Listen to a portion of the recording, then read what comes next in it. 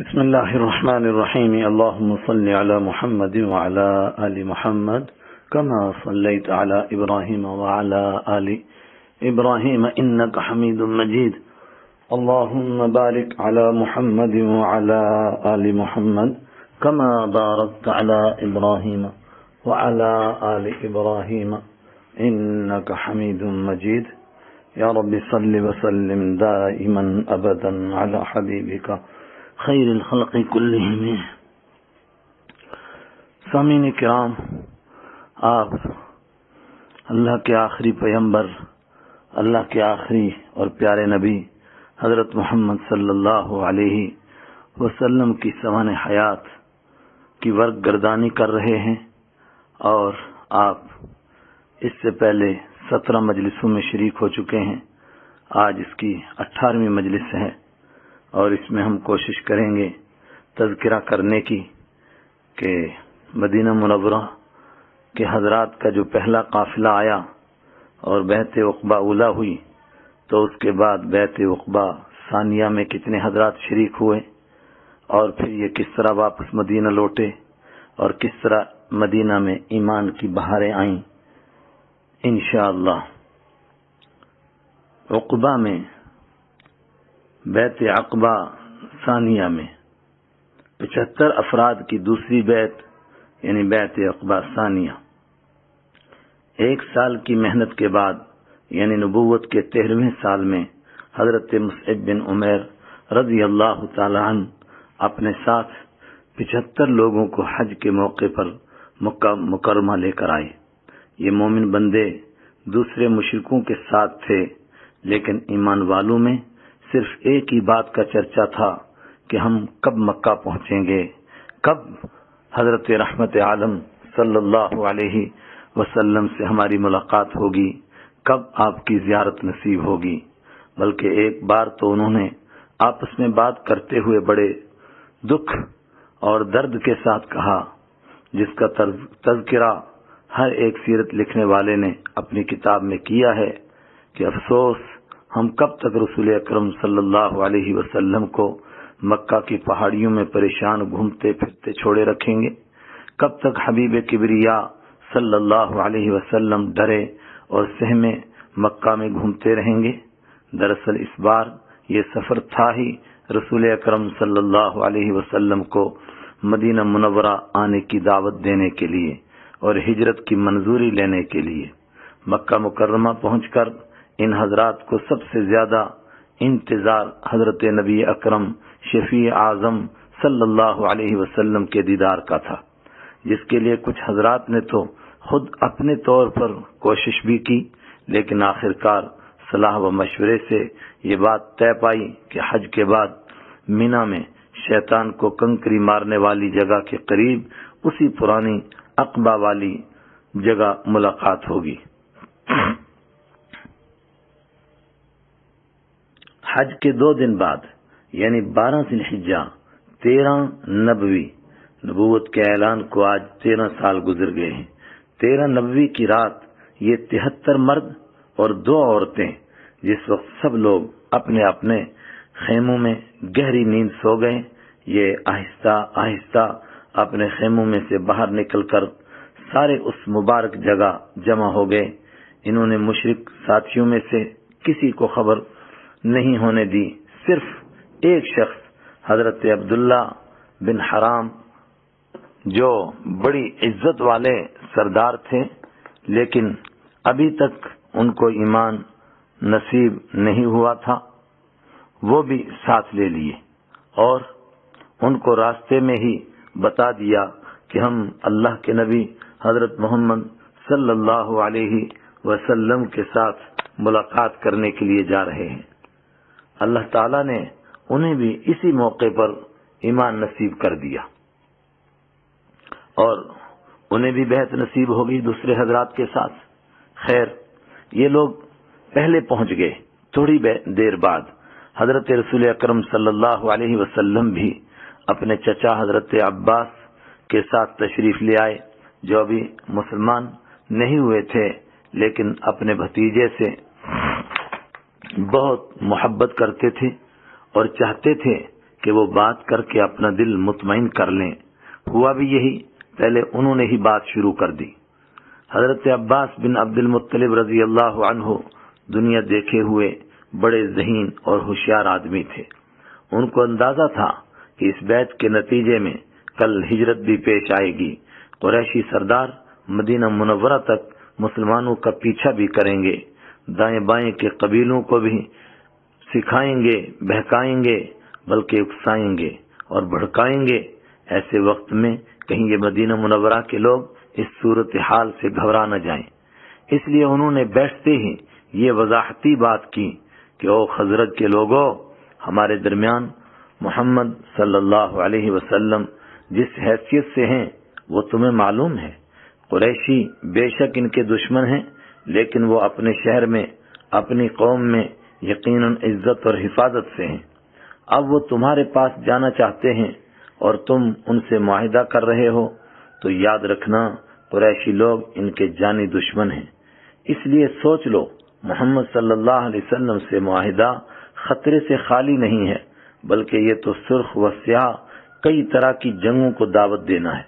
اس لیے اگر تم ان کی دشمنوں سے حفاظت کر سکتے ہو تو اچھی بات ہے، اور اگر تم ان کو اپنے پاس بلا کر حفاظت نہیں کر سکتے تو انہیں یہیں چھوڑ جاؤ، کیونکہ اپنے شہر اور اپنے خاندان میں وہ بہرحال حفاظت سے ہیں۔ اس پر مدینہ منورہ کی ان پاک ہستیوں نے جواب دیا، ہم نے آپ کی بات سن لی ہے، اب ہمیں رسول اکرم صلی اللہ علیہ وسلم کی بات سننے دیجیے۔ پھر رحمت عالم صلی اللہ علیہ وسلم سے عرض کیا، حضرت آپ گفتگو فرمائیے اور ہم سے اپنے لیے اور اللہ تعالیٰ کے لیے جو چاہیں وہ وعدہ لے لیجیے۔ البدایہ والنہایہ جلد 3 صفحہ 192۔ رحمت عالم صلی اللہ علیہ وسلم کا بیان۔ حضرت رحمت عالم صلی اللہ علیہ وسلم نے بات اس طرح شروع فرمائی کہ پہلے تلاوت فرمائی، جس سے ان کے دل نرم ہو گئے اور ایمان مزید پکا ہو گیا۔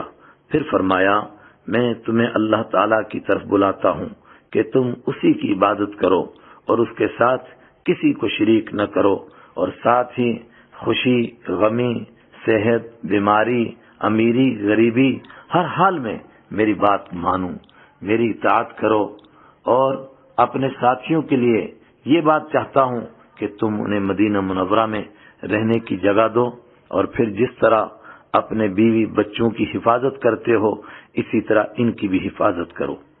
مدینہ منورہ کے انصار نے عرض کیا کہ اگر ہم ان باتوں پر عمل کریں گے تو ہمیں کیا ملے گا؟ رسول اکرم صلی اللہ علیہ وسلم نے ارشاد فرمایا، جنت اور آخرت کی نہ ختم ہونے والی نعمتیں ملیں گی۔ انصار نے جواب دیا، ہمیں یہ سب کچھ منظور ہے، مبارک ہاتھ آگے کیجئے تاکہ ہم بیعت کر سکیں۔ ایک صحابی جو سب سے پہلی ملاقات میں بھی موجود تھے وہ کھڑے ہوئے اور عرض کرنے لگے، حضرت ہمارے یہودیوں سے پرانے تعلقات ہیں، اس بیعت کے بعد ہو سکتا ہے ہمارے تعلقات ان سے ٹوٹ جائیں، کہیں ایسا نہ ہو جائے کہ جب اللہ تعالیٰ آپ کو غلبہ دے اور فتح عطا فرمائے تو پھر آپ مکہ واپس تشریف لے آئیں اور ہمیں اکیلا چھوڑ دیں۔ آپ صلی اللہ علیہ وسلم یہ بات سن کر مسکرا دیے اور فرمایا، نہیں نہیں، ایسا کبھی نہیں ہو سکتا، اب تمہاری جان میری جان ہے، تم میرے اور میں تمہارا ہوں، جس کے ساتھ تمہاری جنگ اس کے ساتھ میری جنگ ہے، اور جس کے ساتھ تمہاری صلح اس کے ساتھ میری صلح ہے۔ اس پر سارے خوش ہو گئے اور سب نے باری باری آپ صلی اللہ علیہ وسلم کے مبارک ہاتھوں پر بیعت کی۔ حضرت عباس رضی اللہ تعالیٰ عنہ فرماتے ہیں، وہ اس وقت میں ایمان نہیں لائے تھے مگر یہ منظر دیکھ رہے تھے۔ فرماتے ہیں، سب سے پہلے اسعد بن زرارہ اور برا بن معرور رضی اللہ عنہما، اور پھر اسید بن حضیر رضی اللہ تعالیٰ عنہ نے بیعت کی۔ البدایہ والنہایہ جلد 3 صفحہ 191۔ بیعت کی سنگینی اور حضرت ابن عبادہ رضی اللہ تعالیٰ عنہ کا بیان۔ حضرت سعد بن عبادہ رضی اللہ تعالیٰ عنہ درمیان میں کھڑے ہو کر بیعت کی اہمیت اور خطرناکی بتانے کے لیے فرمانے لگے، لوگو سنو، تم اس بیعت کو کیا سمجھتے ہو؟ یہ عرب و عجم سے جنگ کرنے والی بات ہے۔ کہیں ایسا نہ ہو کہ تم مصیبتوں اور پریشانیوں کے سیلاب کے سامنے کمزور پڑ جاؤ اور ڈر کر بیعت توڑ دو۔ اس سے اچھی بات یہ ہے کہ تم بیعت کرو ہی نہ۔ حالات سے ڈر کر بیعت کو چھوڑنا یہ دنیا اور آخرت میں ذلیل ہونے والی بات ہے۔ اور اگر تم اپنی جان اور مال کا سودا کر کے اس بیعت کو بچا سکتے ہو تب تو تمہارے لیے اس میں دونوں جہاں کی کامیابی ہی کامیابی ہے۔ اس پر سب نے یک زباں ہو کر زور سے کہا، ہم نبی اکرم صلی اللہ علیہ وسلم کے حکم پر جان مال کسی چیز کو کبھی ترجیح نہیں دیں گے۔ ہم اسی پر بیعت کر رہے ہیں کہ خدا کی قسم ہم حالات سے ڈر کر کبھی بیعت نہیں توڑیں گے۔ کچھ مفسرین کرام فرماتے ہیں کہ ایسے ہی موقع پر یہ آیت پاک نازل ہوئی، ان اللہ اشتری من المؤمنین انفسهم واموالهم بان لهم الجنہ یقاتلون فی سبیل اللہ فیقتلون ویقتلون وعدا علیہ حقا فی التوراة والانجیل والقرآن ومن اوفى بعہدہ من اللہ فاستبشروا ببیعکم الذی بایعتم بہ وذلک هو الفوز العظیم۔ اس میں کوئی شک نہیں کہ اللہ تعالیٰ نے ایمان والوں سے ان کے مال اور ان کی جانیں خرید لی ہیں، اس کے بدلے کہ ان کو جنت ملے گی۔ وہ اللہ کے راستے میں جنگ کرتے ہیں، پھر قتل کرتے بھی ہیں اور قتل کیے بھی جاتے ہیں۔ اس پر اللہ تعالیٰ کی طرف سے سچا وعدہ ہے۔ تورات میں، انجیل میں اور قرآن پاک میں بھی اللہ تعالیٰ سے بڑھ کر کون وعدہ پورا کرنے والا ہے؟ لہذا تم اپنی تجارت پر خوشی مناؤ، جو تم نے اس سے کی ہے یہی تو سب سے بڑی کامیابی ہے۔ سورہ توبہ آیت 111۔ بیعت کرتے وقت مصافحہ کرنا، یہ بات یاد رکھنا بھی ضروری ہے کہ نبی اکرم صلی اللہ علیہ وسلم بیعت کرتے وقت مردوں سے مصافحہ فرماتے تھے، لیکن عورتوں سے کبھی نہیں، بلکہ ان کو صرف بیعت کے الفاظ کہلواتے تھے اور زبانی وعدہ لے کر فرماتے تھے جو تم سے بیعت لے لی گئی۔ ام المؤمنین حضرت عائشہ صدیقہ رضی اللہ تعالی عنہ فرماتی ہیں، جو عورتیں ہجرت کر کے آتی تھیں رسول اکرم صلی اللہ علیہ وسلم ان سے سورہ ممتحنہ کی آیت نمبر 12 کی شرط کے مطابق زبانی بیعت لے کر فرمایا کرتے، جاؤ میں نے تم سے زبانی بیعت لے لی۔ حضرت عائشہ رضی اللہ عنہا یہ بھی فرماتی ہیں کہ خدا کی قسم بیعت کرتے وقت آپ صلی اللہ علیہ وسلم کا مبارک ہاتھ کبھی کسی عورت کے ہاتھ کو نہیں لگا، بس صرف زبانی بیعت فرماتے تھے۔ بخاری شریف حدیث نمبر 4702۔ اور کسی موقع پر خود نبی اکرم صلی اللہ علیہ وسلم نے بھی فرمایا کہ میں عورتوں سے مصافحہ نہیں کرتا، بلکہ جس طرح اللہ تعالیٰ نے اطاعت کا پکا وعدہ لیا ہے ویسے ہی میں بھی پکا وعدہ لیتا ہوں۔ مسند امام احمد معجم طبرانی۔ اس بیعت میں 73 مرد اور 2 عورتیں حضرت نسیمہ بنت کعب رضی اللہ تعالی عنہا اور حضرت اسماء بنت عمر رضی اللہ تعالی عنہا بھی تھیں۔ اس موقع پر بھی مردوں سے مصافحہ کر کے بیعت لی گئی، جبکہ ان 2 خوش نصیب خواتین سے زبانی بیعت لی گئی۔ 12 سردار اور نقیب۔ جس وقت بیعت کی یہ بات اختتام کو پہنچی تو رحمت دو عالم صلی اللہ علیہ وسلم نے فرمایا، جس طرح موسیٰ علیہ السلام نے بنی اسرائیل میں 12 سردار مقرر کیے تھے جن کو نقیب کہا جاتا تھا، اور جس طرح حضرت عیسیٰ علیہ السلام کے 12 حواری تھے، میں بھی اسی طرح تمہارے لیے حضرت جبرائیل علیہ السلام کے اشارے کے مطابق 12 سردار مقرر کر لیتا ہوں۔ پھر جن کو نقیب مقرر فرمایا تھا ان سے فرمایا، تم اپنی قوم کے آپ ذمہ دار ہو کہ انہیں بیعت والی باتوں پر عمل کراؤ، اور جو خوش نصیب سردار اور نقیب بنے ان کے اسماء گرامی یہ ہیں۔ قبیلہ خزرج میں سے یہ حضرات: اسعد بن زرارہ رضی اللہ تعالی عنہ، رافع بن مالک رضی اللہ تعالی عنہ، عبادہ بن صامت رضی اللہ تعالی عنہ، یہ 3 حضرات بیعت عقبہ اولا میں بھی شامل تھے۔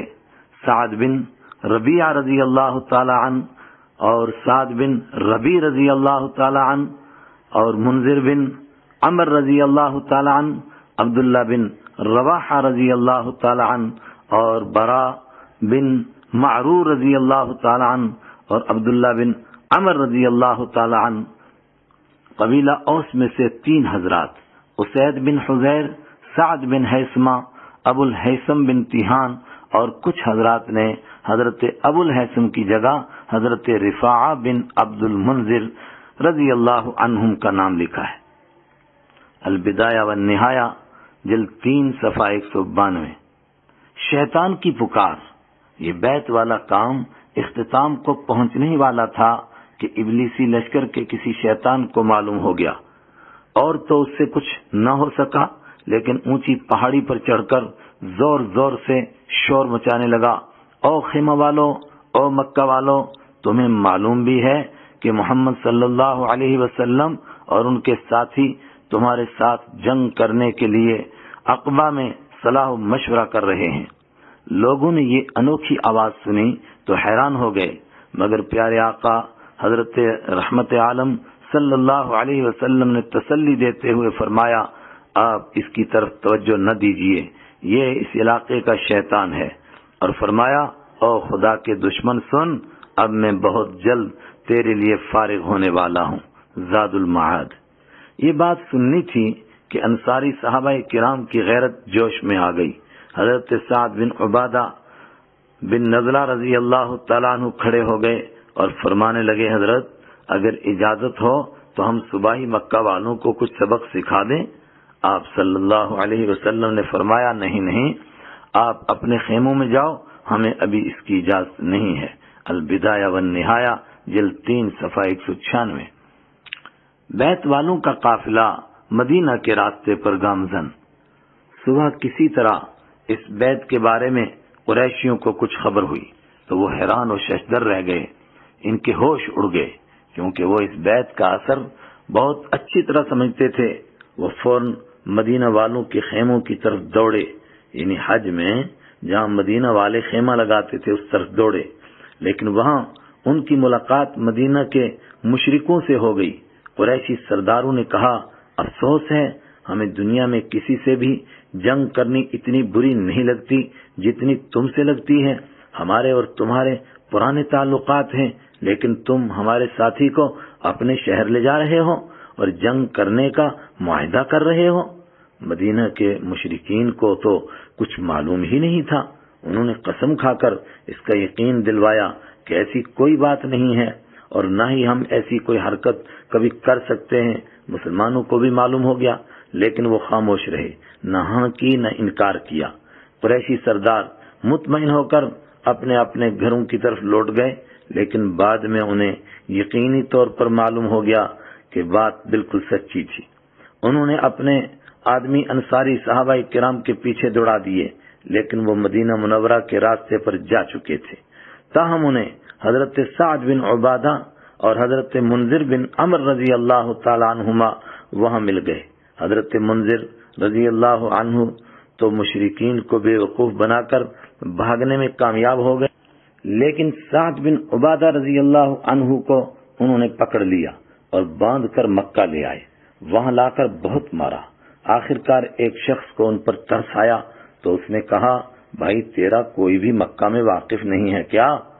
انہوں نے کہا، خیبر جبیر بن مطعم اور حارث بن حرب جو عبد مناف کے پوتے ہیں، یہ تجارت کے سلسلے میں کئی بار ہمارے وطن یثرب آئے ہیں اور میں نے بہت بار ان کی حفاظت کی ہے۔ اس شخص نے دوڑ کر جبیر بن مطعم کو کہا کہ مدینہ کے قبیلہ خزرج سے تیرا ایک دوست ہے جس کو لوگ بہت مار رہے ہیں۔ اس نے پوچھا اس کا نام کیا ہے؟ انہوں نے بتا دیا ان کا نام سعد بن عبادہ ہے۔ جبیر نے کہا، بے شک اس کا ہم پر ایک احسان ہے۔ اس طرح جبیر بن مطعم نے حضرت سعد بن عبادہ رضی اللہ تعالیٰ عنہ کو مشرکین مکہ سے رہا کر دیا اور وہ بھی کسی طرح مدینہ منورہ پہنچ گئے۔ مدینہ منورہ میں ایمانی ہواؤں کے جھونکے۔ 75 لوگوں کا یہ قافلہ مدینہ منورہ پہنچا۔ مدینہ میں تو گویا ایمان کی بہار آ گئی، ایمانی ہوائیں چل پڑیں۔ جہاں دیکھو، جس طرف دیکھو، ہر جگہ ایمان کا تذکرہ ہے۔ خاص مدینہ منورہ میں تو تقریباً سارے لوگ الحمدللہ ایمان میں داخل ہو ہی گئے تھے، یا یہودی کنارے پر تھے، یا ایک دو قبیلے مشرکین کے، یا وہ لوگ جو کچھ شاعروں کے چنگل میں تھے جو ان کو ایمان سے روک رہے تھے، جو کافی دنوں بعد ایمان لائے، یا کچھ بوڑھے بزرگ تھے جو اپنے بڑھاپے کے پاگل پنے میں پڑے ہوئے تھے، جبکہ وہ سمجھ رہے تھے کہ ہم نے دنیا دیکھی ہے، ہمیں حالات کا علم ہے، یہ آج کے نوجوان کیا جانے۔ لیکن اس نئے قافلے نے ایسی محنت کی کہ مدینہ منورہ میں ایمان کی کھیتیاں لہلہانے لگی، یہاں تک کہ بوڑھوں کے دل بھی اس باد بہاری سے کھل کھلا اٹھے اور ان کو بھی ایمان نصیب ہو گیا۔ حضرت عمرو بن جموح رضی اللہ عنہ کے قبول اسلام کا عجیب و غریب واقعہ۔ یہ محنت کیسی تھی، اس کے لیے صرف ایک قصہ پڑھتے چلیے، ایک قصہ سنتے چلیے، اسی سے باقی ماحول کا بھی اندازہ ہو جائے گا۔ جو لوگ ابھی ابھی بیعت کر کے آئے تھے ان میں ایک معاذ بن عمر رضی اللہ تعالی عنہ بھی تھے۔ ان کے والد عمرو بن جموح اپنے قبیلہ بنو سلمہ کے سردار تھے، یعنی ایک تو سردار تھے، یعنی عمر کا کافی حصہ بھی گزار چکے تھے، تو کہہ سکتے ہیں کہ ایک طرف بڑھاپا، دوسری طرف سرداری کے کریلا اور نیم چڑھا۔ جوانوں کی بات کب دل کو بھاتی، بڑی پرانی سوچ کے شرک پر ڈٹے ہوئے بڈھے تھے۔ ان کا لکڑی کا ایک اپنا ہی بت تھا جس کی بہت عزت اور پوجا کرتے تھے، نہلاتے دھلاتے بھی تھے۔ حضرت معاذ رضی اللہ عنہ نے والد کو سمجھانے کے لیے بہت گہرے طریقے سے سوچا کہ آخر ان کے دل کے اندر بات کیسی پہنچائی جائے۔ ایک رات انہوں نے اپنے دوست حضرت معاذ بن جبل رضی اللہ تعالیٰ عنہ اور کچھ دوسرے ساتھیوں کے ساتھ مل کر ایک طریقہ نکالا۔ جس وقت والد صاحب سو گئے، انہوں نے آہستہ سے وہ بت اٹھا کر ایک گڑھے میں ڈال دیا۔ صبح والد صاحب پریشان ہو گئے کہ میرا بت کہاں گیا، ڈھونڈ ڈھونڈ کر آخر اس گھڑے میں سے نکالا، نہلایا دھلایا اور کہنے لگے اگر مجھے معلوم ہو جائے کہ تیرے ساتھ یہ حرکت کس نے کی ہے تب تو میں اس کی ضرور خبر لوں گا، لیکن معلوم نہیں ہو پا رہا ہے۔ دوسری رات حضرت معاذ رضی اللہ عنہ نے پھر اٹھا کر ایک دوسرے گہرے کھڈے میں ڈال دیا۔ صبح کو پھر عمرو بن جموح نے دیکھا کہ ہمارا بنایا ہوا اپنا وہ خدا اپنی جگہ پر نہیں ہے۔ پھر ڈھونڈنے لگے، ڈھونڈتے ڈھونڈتے آخر اس کھڈے میں سے نکال لیا، نہلایا دھلایا، خوشبو لگائی، کئی رات تک ایسے ہی ہوتا رہا۔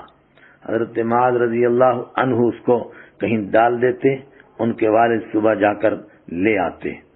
ایک دن آخر ان کے والد عمرو بن جموح نے اس بت کے کندھے پر ایک تلوار رکھی اور کہنے لگے اگر تجھ میں کچھ بھی طاقت ہے، کچھ بھی شکتی ہے تو سن، یہ تلوار تیرے پاس موجود ہے، تو اپنے دشمنوں کا مقابلہ خود کر اور اپنی حفاظت کر۔